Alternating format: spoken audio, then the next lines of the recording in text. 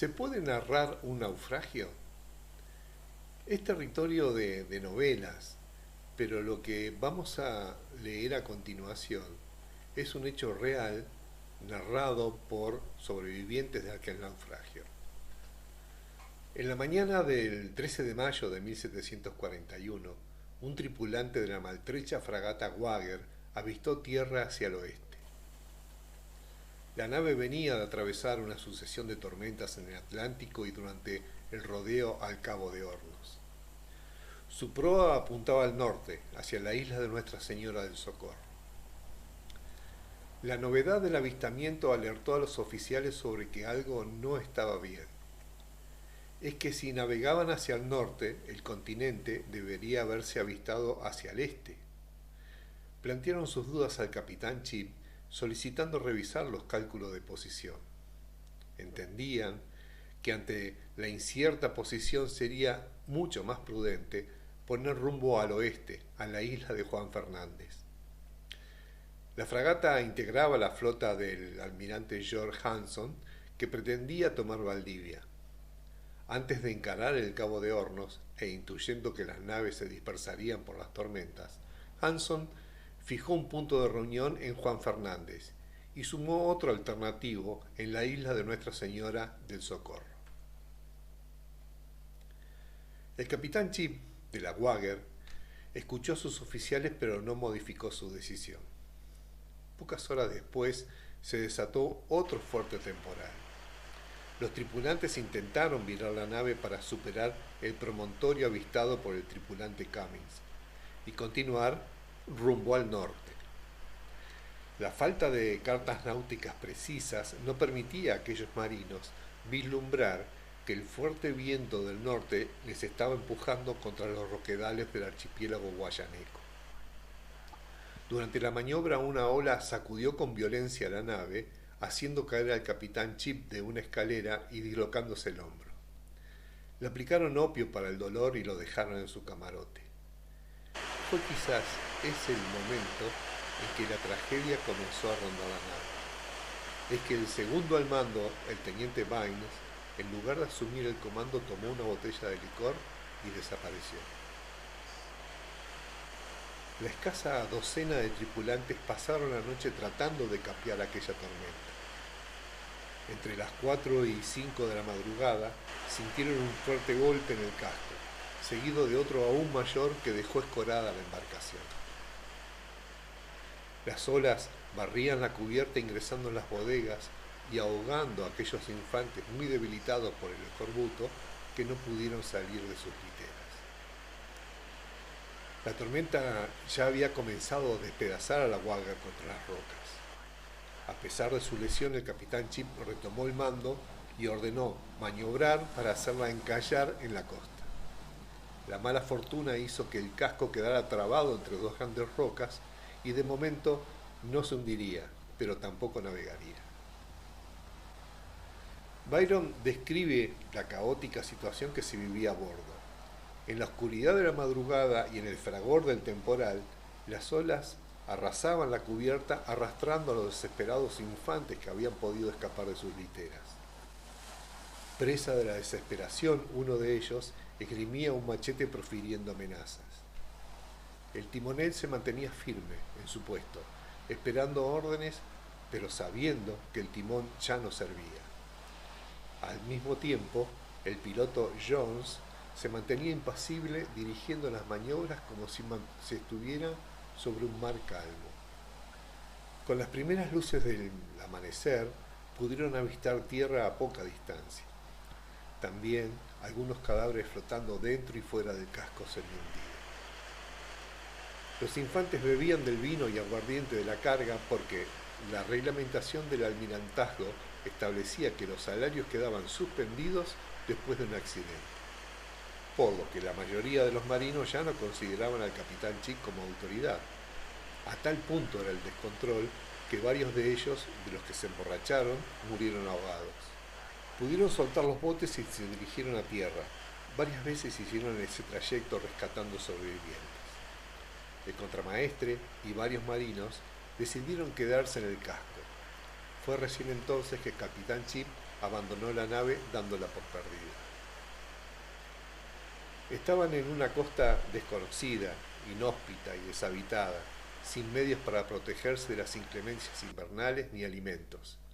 Ateridos y extenuados, exploraron los alrededores encontrando entre unos matorrales unas precarias chozas deshabitadas.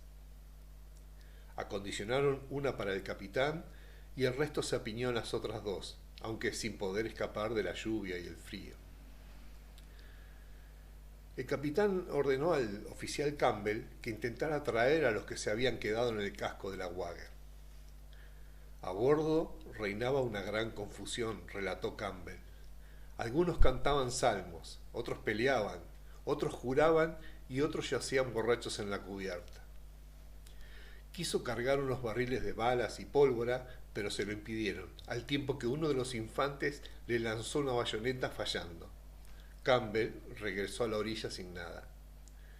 Esa noche, en una de las chozas, murió uno de los náufragos. 2 más murieron bajo un árbol donde se habían guarecido, porque no había lugar en las chozas. El hambre comenzó a inquietar.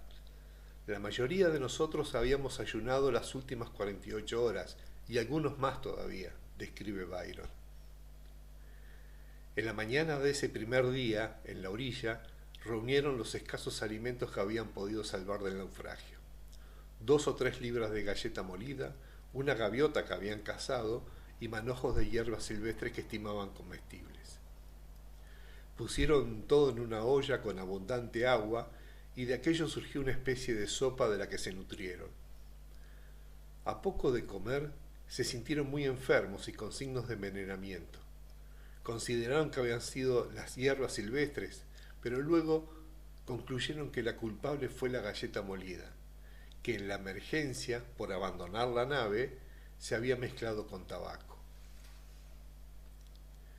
El lugar donde estaban los náufragos era el fondo de una bahía de terreno pantanoso que se recostaba sobre un promontorio escarpado, al que denominaron Monte Miseria por el estado en que se encontraban. Labraron peldaños en la ladera para poder ascender y observar los alrededores. Las salidas en busca de algo comestibles fueron infructuosas. La noche siguiente fue muy tormentosa. Cerca de la medianoche, la fuerza del oleaje y la altitud de la marea amenazaba con destrabar el casco de la Wagger, de su paradura, y terminar de hundirlo. Los rebeldes a bordo pidieron a gritos ser llevados a tierra. El capitán Chip ordenó a Campbell y a otros 3 suboficiales que intentaran traerlos. La tormenta impidió que el bote se acercara a la Wagger. Entonces, los rebeldes, en respuesta, apuntaron uno de los cañones a la choza del capitán y el disparo rozó el techo. Luego todo se fue calmando.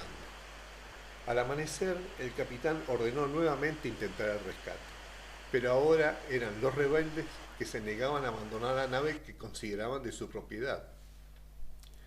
Al final accedieron, pero bien provistos de armas, con ánimos muy exaltados y planes en voz alta de asesinar a los oficiales. Describen que su aspecto al llegar a la playa era ridículo. Habían saqueado los cofres de los oficiales vistiéndose burdamente con sus prendas superpuestas sobre sus propias ropas sucias y harapientas. Fueron despojados de esas galas y desarmados. El capitán Chip encaró al contramaestre que ejercía el liderazgo del grupo y le golpeó con el bastón derribándolo. Las armas y municiones confiscadas fueron depositadas en una tienda de campaña. Por la noche, los rebeldes se apropiaron de un bote y se armaron nuevamente. La lluvia incesante y el frío hacían aún más difícil la situación. En invierno, en esa región, el viento del noroeste sopla con intensidad, acompañado de lluvias torrenciales y ocasionales granizadas. La temperatura media es de 4 grados sobre cero. Ante la falta de reparo ante tales inclemencias, aquellos ateridos hombres dieron vuelta uno de los botes y se acurrucaron debajo. Cada día salían partidas a recorrer la costa e intentar recoger mariscos o cazar aves. Los cuerpos de los infantes mutilados por la furia del mar comenzaron a llegar a las playas. Las aves se apiñaban sobre ellos para alimentarse y los náufragos aprovechaban esa situación para disparar sobre las aves. Era un círculo de muerte. Al séptimo día del naufragio el clima mejoró.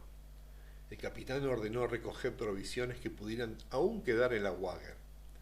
Desde la costa solo se veía fuera del agua parte del alcázar y la toldilla de proa. Los marinos intentaban pescar las provisiones bajo cubierta con garfios, que algunas veces traían enganchado en lugar de provisiones un cadáver. El hambre, las enfermedades y el intenso frío hicieron que los náufragos fueran muriendo. La desesperación llegó a tal punto que un marino acuciado por el hambre tomó el hígado de uno de los cadáveres en la costa y preparó su comida. Se cree que otros hicieron lo mismo. Soy Walter Raymond, periodista.